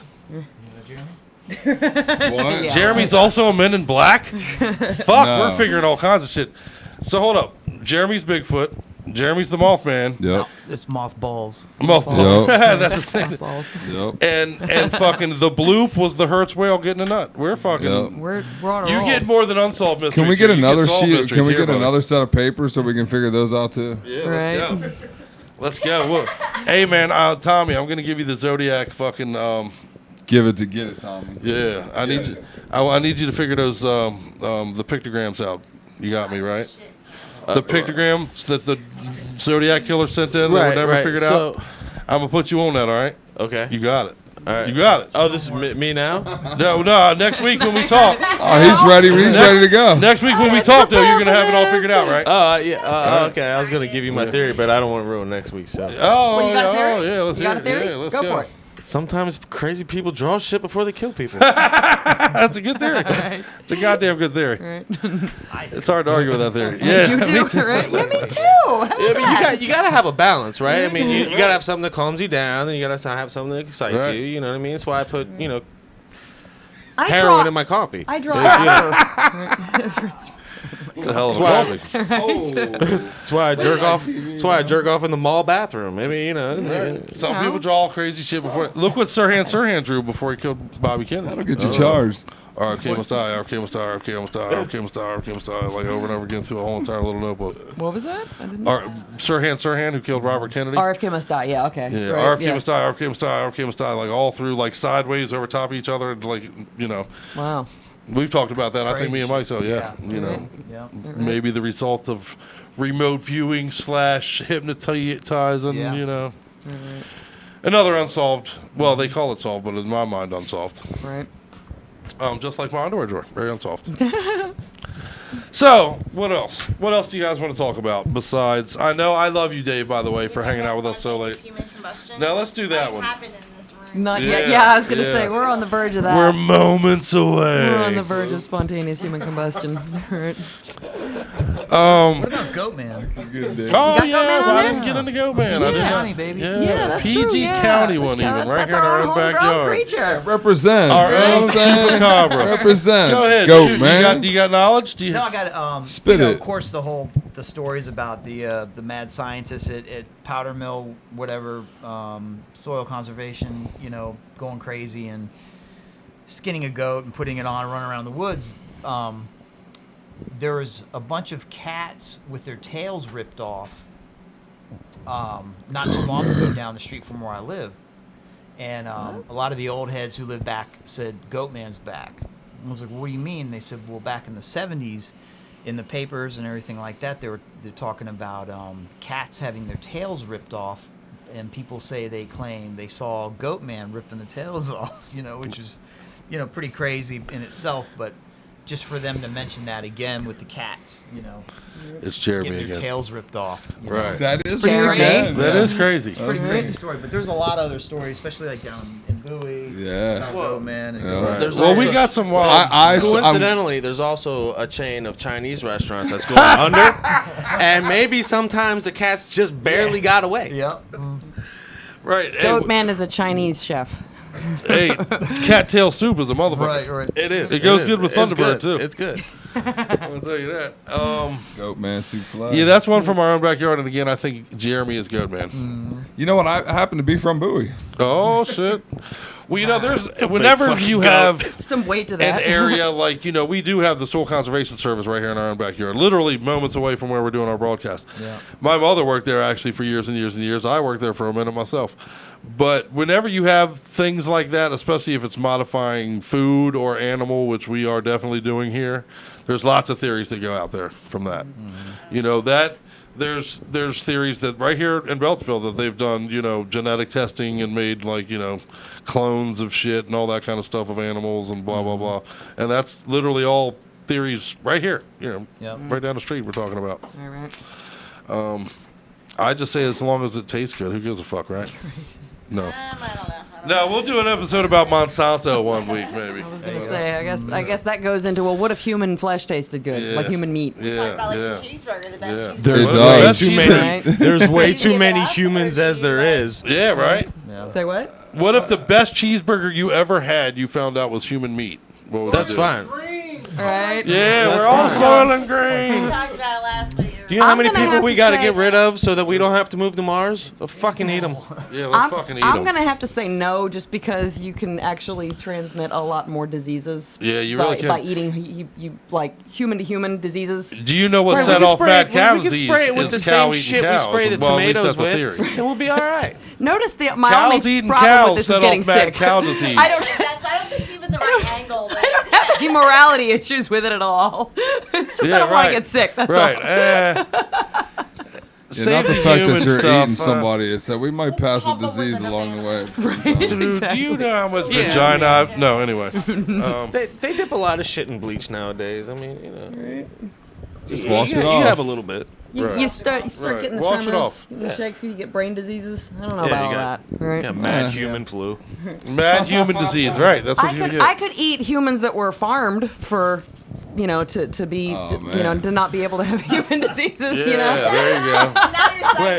Wait. See, no, that's can't okay really- though, right? Is that we can't really sneak preview the next album already? Layla has just figured out the prison population problem. We're gonna start farming people for edibles. Well, no, but you have to breed them for this. They Yeah. can't be born free, and then that's just wrong. Now you're saying they should be so they should be human kept farms. in captivity from day one. In the 1600s.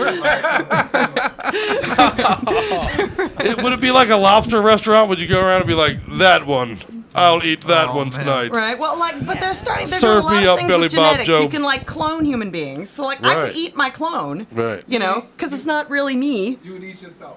Well, I mean, not really. Would you me. eat yourself? Would I eat my own? Well, because it's I'm not. sure she's tried. You know you was trying to walk into it. I would definitely eat myself if I could do it. I'm just saying. Every time we come back, it gets hotter. My only moral question comes is would I swallow? But, I mean, it's yours. Is that cannibalism? I couldn't swallow my own kids. I mean, they're not kids yet. They're just halves of kids. Could you swallow half a kid? Right, they're like the ideas of kids. he's like, I swallowed my own jizz and it's infanticide. But, Jesus. Anyhow. Has nothing to do with kids. I like what you were saying earlier, Layla, a lot. Before the whole so you cloning won't for eat 'em, meat but they thing. Well, no, the Dry part it where up you were on a saying how towel. smart I was and stuff, that was really Right, cool. we can go back to that. No. Right? Okay. No. We should never have moved No, on from we'll that. never go back to that. But she won't let us. Triangles, Right? Anyway, did you know that certain things actually definitely do spontaneous combust? Right? Okay. Pistachio nuts can spontaneously combust. Now, when we say the oils, let's from the- define spontaneous. This is without an without igniter. an ignition, Okay, right? Without just- an outside just flame. sitting on. I can put a pistachio on the table, sit there and look at it. Well, no, my understanding of it is massive amounts of pistachios when weighed upon each other. Oh, I see. If Okay, left right. together, the oil from them will kind of leak out and create what becomes flammable. Right. What ignites it, I'm not really sure what the set-off point Right. is. I Maybe do just know. sunshine, I guess. do know that with compost piles, it's the gathering also of does, heat. Yeah, right. but that's the accumulation of heat. It eventually gets high enough and hot enough to just burst into Right. flames. Right. So Well, I think that's what happens. They say at least with your body, right? Your body is getting that hot. Right. That you're eventually just. Your body's getting that hot. Here we go. We'll give you a minute. That your body literally just fucking combusts. Stop it. Combusts. Can't stay on topic when we talk about hot bodies. I'm just gonna sit over here, guys. So, You wanna sit so on the if other your side body of if your Jeremy? body That's gets too safe. hot, he will spontaneously combust. Right. If that's what you want to Hey, call man. it. Yeah. It happens. It happens. What do you want me to tell you? I got a quick trigger in the morning. I don't know. I Loop don't know what works it is for a about lot of mornings. stuff. I'm using Sometimes it it to take it. spontaneously combusts. Spontaneously combust in the morning. But no actual. No cases have been proven. absolutely Yeah, proven. definitively proven. But there have been several cases where the cause of death has been listed by the coroner as spontaneous human combustion. Yeah, that's true. Yeah. So, which is interesting. Very. And one of the things that I find most interesting about these cases, now we'll go ahead really quick and say, of course, all the things they have in common. One of the things that they have in common is that there's always some part of the body that's not touched. At all. Yeah. Like usually not the burnt at all. extremities, the feet or the hands. Feet or hands, yeah. Right. What are some other commonalities? Nothing around the body is burned. Yeah, like it's Right. It's Like localized. sitting in a chair, the chair itself is fine, but the body's burned. Right. And it's complete ash. The parts of the body burn to nothingness. It's straight up cremation. Yeah. And gonorrhea. Gonorrhea. Yeah. Hey, we figured out another one. This shit does burn. He's like, hey, the chair is Tommy's gonna take that chair home with him tonight. You get a shot in the dick, no spontaneous combust, baby. You know what I mean? Right. The other thing that I find, though, that was most interesting to me personally that's in common with all these cases is the bodies weren't struggling. They were Right. all There just seemed to be no seated very calmly in their seats. Nobody, flailing around trying to pat out the fire or anything like that, apparently. Right. I mean, there's no sign of struggle with these bodies. It's like they just went to sleep and lit on fire. Quickly. After you Cosby them and shove a firecracker up their That's ass. right. That's what I think we figured out another one. That'll do it. How do the Cosby drugs make Once it into again, all these weird ass human people. Right. Well, and another wild part about it is the parts of the body burn completely to ash, incinerate, but it's apparently a very quick process. Like there's been cases people supposedly where moments ago they saw them, moments later the fucking whole entire midsection of the body is burned Right, away, just, and there's Yep. no still active flames going. It's just done and over. It happened, Yeah, and They also seem to attribute it to any cases that have been supposedly spontaneous human combustion. Elderly people that are overweight seems to be a commonality. You know, the theory being, I guess, being overweight, you have blubber and fat whatever. is Right. Flammable. Flammable, yeah. Yeah. We do Fuck. have some flammable elements to our body, fat being Yeah, one of them. yeah. Of course, methane gas being another one. Yeah. Right. Yeah. But the problem with spontaneous human combustion in theory is that we are so high percentage water. So it would have to be with people who had larger amounts of flammable material Than water. Yeah. Right. Yeah. Well, you know, the South Park theory is that when you're dating a new woman and Everybody's you're screwed holding in away. your farts so you don't fart around her, you spontaneously human combust. Don't do that. That's Trey Parker and Matt do Stone's that. theory. Right. Yeah, it's as They're good smart as any other. guys, I tell you. I know? love them fuckers, man. Right? They know their shit. I love them It's not bastards. redneck humor there. That's right. It's good stuff. So maybe it's just fat guys trying to light their farts. Yeah, it could be that. That's Could right, be. man. The flame goes. Hey, you ever fucking seen a video where somebody lights a aerosol can and Yes. the flame goes back inside the aerosol can and Yeah. blows the can up? Yeah, man, that could be what's happening to your we're body. uncovering Yeah, you something accidentally anally inhale. Yeah. Right? You know, you're blowing a fart out. Anally inhale? Hey, if you're blowing a fart out, that last Is little that a bit sucks thing? back in. Is that once a year? Do you inhale through your anus? Is It's that a man thing? queef. Oh my god. Oh, is that anything You like heard a, it here first, Is folks. that anything like a manwich? Happens to the Lucky Pierre. A lot. meef. So when you suck up air into your buttholes. Oh dear. All right. Well, I'll tell you what. That We're to only you is gonna talk spontaneous about two more of these topics, but we're gonna do it after a turbocharged song. All right. So we're gonna play a jam. We're gonna come back. We're gonna close out talking about the Lost Colony of Roanoke, and then a little bit of the Jimmy Hoffa, if you guys are down with it. Those are two that fascinate me quite a bit. So Right let's on. do the Lost Colony of Roanoke. We'll close out on Jimmy Hoffa tonight. One of my favorite ones. Of course, he died on my fourth birthday, or was disappeared on my fourth birthday. So it's always for some reason stuck in my head. So I like that story. Oh, So interesting, yeah. let's play some Swedish fucking death thrash metal right now, because they're killing it over there right now. I'm telling you, the scene over there is insane. Formed in 2000, this is the fourth full-length release to go out with several EPs and splits that are out there. But we're going to play some Turbocharged. Brand new album is called Apocalyptic. And let's check out off of that Religious and Infected. Just like I think I am right now. Scratching.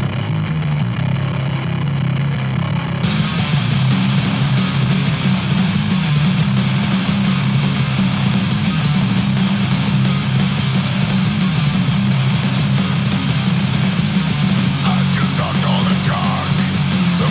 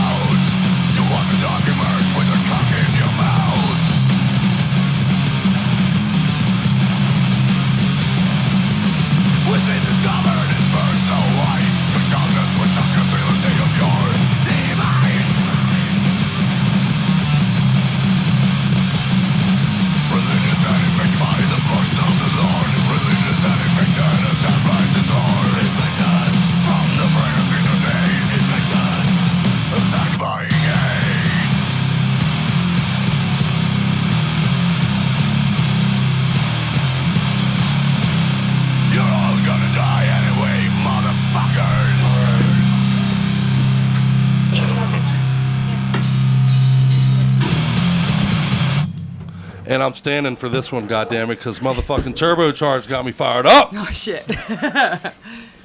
Fired up, badass fucking jam, man. Well, So we lost Mike and Jeremy. yeah, I gotta sit next to Tommy now. You've been I abusing think- me all night. I think I offended Mike because I kept touching his genitals. Yeah, and reaching know, across me to do I it. I mean, what know. the fuck? He was blaming me. I don't know how to behave in public, you guys. You know? Right. I'm still learning, you know? Not only in public, but on the air. On the air especially, shit. Right. All rules go out the window when we're on the air. All right. But I appreciate you guys hanging out, and shout out again. We love you more than Mike and Jeremy do. Oh, That's really see? all there is That's to right, it, right? see? I mean, Yeah, am I right? Am I right? My fucking You know? real fucking people here, you know. But no, we love Mike. We love Jeremy. Thank you guys for coming to hang out with us. And thank you guys for coming to hang out, too. For real, I really mean it. It means a lot Anytime. to me. Means a Except lot for to the me. times that I can't. Right. Right, yeah. except for those ones. But yeah. Almost any time. I've tried to get you in here a couple times, and I'll continue to do that, my brother. I promise you that. And Yeah. when I can, I continue to be here. Awesome. Awesome. Well, do you want to close out on some topics? Do you want to play a song? I did not realize how late we had let it get, to be honest with you, because I've been having so much fun with you guys. Right, yeah. We come down and hang out, and that's it. We're doing an all-nighter. Yeah. You got a long ride. You got a long ride too? Nah, not terrible. Yeah, I'm about 40 minutes. So. Yeah. You got forever to go. You got to take a fucking airplane to where you got to go. I do. Don't get on no planes to the Roanoke Island in North Carolina. Yeah, no, why? What's up with that? What's up with the Roanoke Island thing? You right? rock. Right? Tell me about why I shouldn't do that. I love this story, actually. The Lost Colony of Roanoke. Of course, our buddies, our friends, Croatoan. Their band is named off of this story and everything. Right, okay. Basically, late 16th century, Queen Elizabeth was the first. That's an important detail. It is, right? Not one of the ones get their heads cut over and all that. But anyway, Queen Elizabeth I was looking to make a permanent settlement in North America. So they sent over, what was it, in 1587, they sent 116 English settlers to North America. They landed at what was then Roanoke Island, North Carolina, and basically set up this little, town in Roanoke.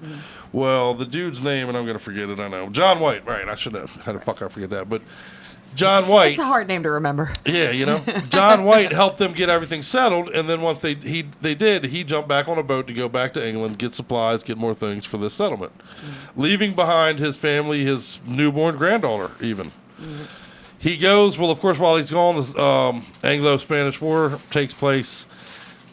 Takes him longer to get back than he expected, so he's gone 3 years. 3 years before he makes it back to the island of Roanoke. Right. Comes back, everything's gone. There's no traces of the people. There's no trace of the buildings and huts that they had built. There's no trace of nothing. It's was a all wide wiped open, out. all wiped out. Wow. The only thing left behind was on a tree the word Croatoan had been carved, and nobody even knows what the fuck that word means. Right. Right. So there's lots of theories. There's theories that they blended in with the Native American population over time. There's theories that they were killed, I was just obviously. going to say maybe they were killed by the Native Americans. To blend in within 3 years. Right. And destroy your own settlement. Buildings. And it doesn't make any sense to I me. agree with you. 100%. That doesn't make sense to me. Right. It's a weird one. Slaughtered and erased like some Stalin shit. Yeah, right? Yeah, it's probably a little bit more my speed. Maybe Geronimo. Yeah, I Right. could see that more than. I was gonna say, yeah, if you're gonna kill somebody because they're your enemy, you're gonna Yeah. wipe out, wiping out all traces of them makes sense. Something you would do. Right. Yeah. Plus, you don't want John White and his people looking for you when they get back. So. Just that, yeah. It's a wild story, though. Lots of folklore. What's cool about this story, and of course, again, I know this is my geek coming out again, but like if you're an X-Files fan, there's an episode where they delve into that. If you're a Supernatural fan, there's an episode where they delve into that. It's taken on this very much, mythological life of its own at this point, which is kind of neat. Cool folklore / unsolved mystery. Well, I think since then they found, since they've dug it up, I think they found traces of pottery, very very small remnant, but nothing that explains what happened. Right. But right. evidence that it was actually there. Right, Roanoke was there. But nothing that says how or why or you know what I mean. Tripping. It just fucking disappeared. Yeah. Crop circled. Yeah, right. And then I grew up. Something I found myself thinking this week while we were doing the research for this show and trying to get it ready for it, but I watched a lot of these videos like on YouTube and that sort of thing where, I guess there was a show called Unsealed Conspiracy Files or Unsealed whatever, Secret Government Files or something. I never got into the show, but in doing my research this week, I saw a lot of it. And I'll tell you what, there's something scary to me because the guy who does the over voice is very like, what doesn't the government want you to know? And, what is the government doing to try to kill your children and all this fucked up. Right. There's a slant that they ride. Right. Well, see, I start picturing like these crazy fucking lunatic people at their homes that aren't really necessarily mentally straight, sitting there listening to that shit. Recipe for crazy. Right. You know what I mean? That'll fucking get some people out doing some crazy shoot 'em up shit or something. Hey, maybe there's a theory there. Maybe there's some of these guys are exposed to too much shit their brain can't handle. Because it's nerve wracking. Yep. Because I'm crazy. I was about to say I'm not crazy. I was about to say I was of level and sound mind, which would be a lie. I don't want to lie to you people, but I'm fairly adjusted. And even I was sitting there watching and kind of getting this anxious feeling, kind of though, like what the fuck is the government doing, Right. And picturing Billy Bob with a fucking 12-pack that fucking, graduate 3rd grade, hearing that shit, right, makes me nervous. Yeah, he's going down to the town hall. Yeah, brother. Thinking it's the Capitol building. right. And what the fuck are y'all doing? Anyway. That's my theory behind some crazy that's going on. But no, I believe it. Before we get out of here tonight, we're going to talk about the Jimmy Hoffa thing. Lastly, if you guys are cool with it, if you'll embellish me. Yeah. But I know we've stayed late, and I apologize. I appreciate you guys hanging out so late and doing it. Yeah. And I appreciate it, Dave, very much, brother. But I love you guys. I want to again shout out though, real quick, to Mike and Jeremy who have left, Tommy and Layla who are still here, Dave Scully. Also, the dudes in Davidian for hanging out and doing the interview with us tonight. Very much appreciate that. Kenny Finger, love you. And I would be remiss in my duties if I did not mention Bong Wood, who I love. And, man, the shit he does behind scenes. The interview, honestly, the Davidian interview, I recorded that myself, and I did not do a great job with it, to be honest with you. Bong Wood saved my life by cleaning it up for me, and I love you for that, man. I don't know what the show would be without you, sir. And I'm hoping we'll have him back in here. I think he's got some off time coming up, so we should see him soon. Starting to forget what he looks like. Yeah, right. Me too. And, of course, we got news coming on the 24/7 thing, but I'll get into that later when I know more details. So, Jimmy Hoffa, infamous union leader. Right. Tough guy, Teamster guy, was behind a lot of those strike fights that went on, and the union and the scabs and the blah, blah, blah, picket line fights. He was behind a whole lot of that type of activity. Right. Known for being a bully, pretty much the first word, if you watch a lot of shit on Jimmy Hoffa, one of the first words anybody used to describe him was bully, because he very much a bully is the way he did things. Right. Well, of course, he's involved and financed by the mafia, which leads him into all kinds of book dealings and blah, blah, blah, money-making schemes. And, he was apparently behind putting some people with baseball bats into a fight situation to instigate a riot at one point. But ultimately, he was charged and found guilty of money laundering through his position as the Teamsters boss. He was sentenced to, I want to say 6 years. He was sentenced to 6 years in jail. But he only served Richard Nixon. No, he was sentenced to 13 years in jail, excuse me. But he only went to jail in 1967. In 1971, Richard Nixon pardoned him. So, but part of his agreement for being pardoned from jail is that he was no longer allowed to have any jobs within the union. Well, I guess he's sticking the head, whatever. But when he gets out of the fucking jail, the only thing he wants back is to be in charge of the union. Right. He's making problems for Frank Fitzsimmons, who is now the new union leader. He's creating situations where there's altercations between them. He's loudly saying, there's even a theory that he was informing on mafia people that were trying to keep him from that to the FBI, which is probably the number one reason attributed to his death was that. Right. He's talking about FBI, talking to the FBI. Right, yeah. So, but ultimately, Fitzsimmons is renowned as being a big pussy. He sucks the mafia's dick. They love him just fine. Yeah. They don't want the headache of Hoffa back. Right. So they set up a meeting. He tells his wife he's going to go have a meeting with his rivals within the union at a restaurant called the Red Rooster. The Red Rooster, I think it was. I think I got it in my notes. On July 30th, 1975. At a Red Fox. At the the Macus Macus Red Fox restaurant in Detroit. All right. Okay. Goes into the dinner. He's there early. 45 minutes later, he walks outside to a payphone, calls his wife, and says, I think I've been stood up by who I'm supposed to meet, these union opposition people. Right. Hangs up the phone and is never seen or heard from again. Ever. His mafia ties obviously lend to the credibility of the stories that say that he was probably killed by the mafia, but there's no proof of that. Right. There's many, many great theories, which is what I love about the story probably the most. Right. He was buried in the end zone in Giant Stadium as one. He was Right, buried in the GM factory in Detroit as one. He was put in Nevada acid and, he was fed to the alligators. I mean, there's so many. It's even taken on an almost folklorish folk tale life of its own, and that what the fuck happened to Jimmy Hoffa? Right. They'll find you when they find Jimmy Hoffa. Right, yeah, it becomes synonymous with you just disappearing. Right, disappearing means Jimmy Hoffa. Right, yeah. Right. Wild story though. Yeah. There's not a lot of, in my opinion, it's solved. We just don't know which mafia members it were. Right. I mean, right. what I mean? You're in dealings. In constant dealings with people who make bodies disappear all the time. I was gonna say that's kind of what they're good at. It's what they do. I mean, it's a thing. Right. Like that's what they do. Right. Right.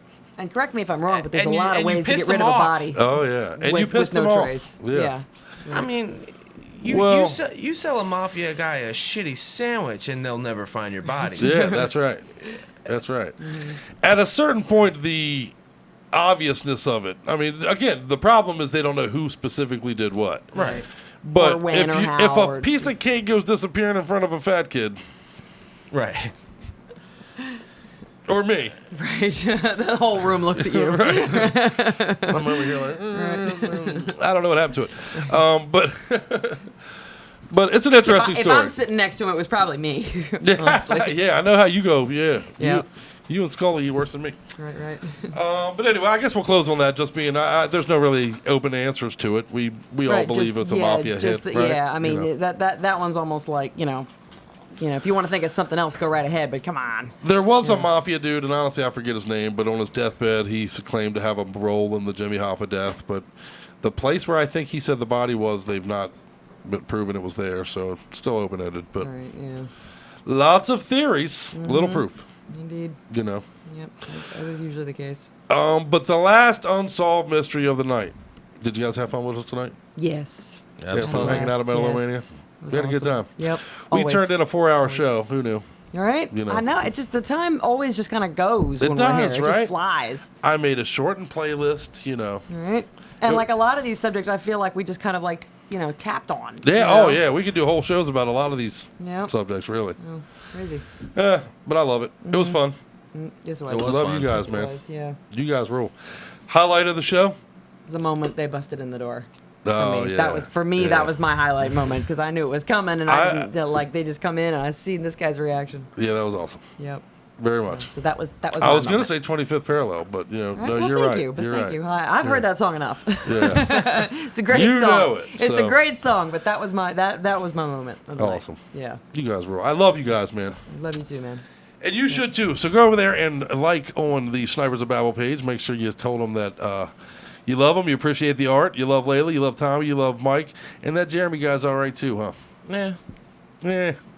You get used to him after a while. Yeah, I love old Jeremy. But on that note, I guess we are going to get the fuck out of here. This has been a double dose, as it were, of Metal-O-Mania. I hope you got your therapy out for your hump day.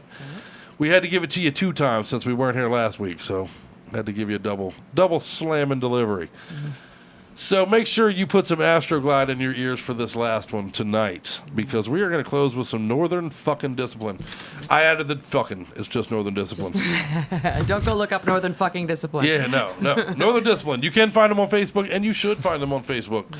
They have just released their third full-length release. It's called Third Decimation, and that's an accurate fucking description, let me tell you. It's a groove thrash outfit out of Finland, and we loved them so much we decided to close out our 58th episode of Metal-O-Mania with them. So let's do that right now. We love you guys. Thank you for getting over your hump with us. We love you guys. Tell these motherfuckers to fuck off till next week, right? Right on. Bloop. Bloop.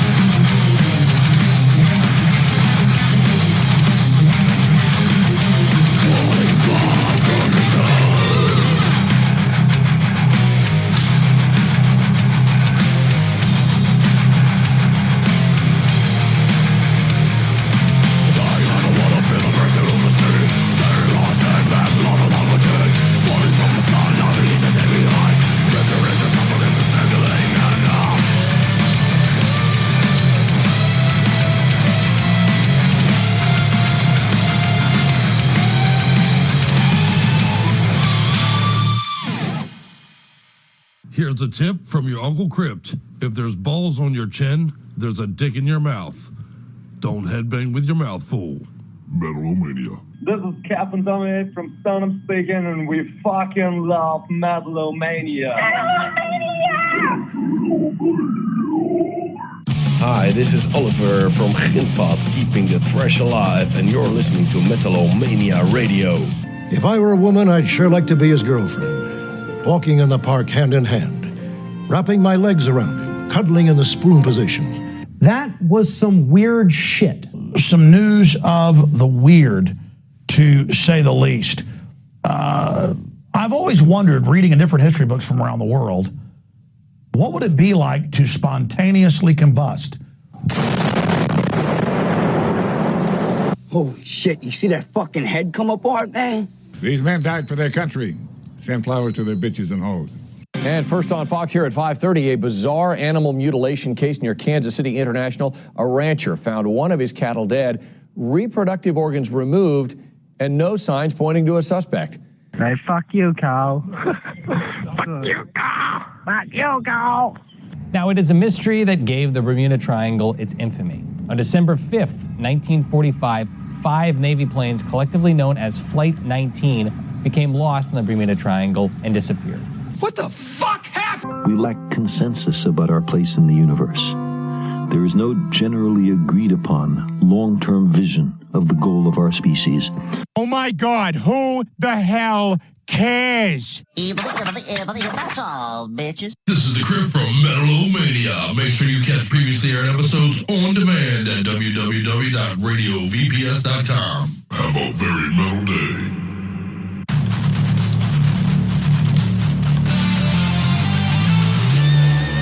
Metal-O-Mania on Radio VPS. You're listening to the best Radio VPS.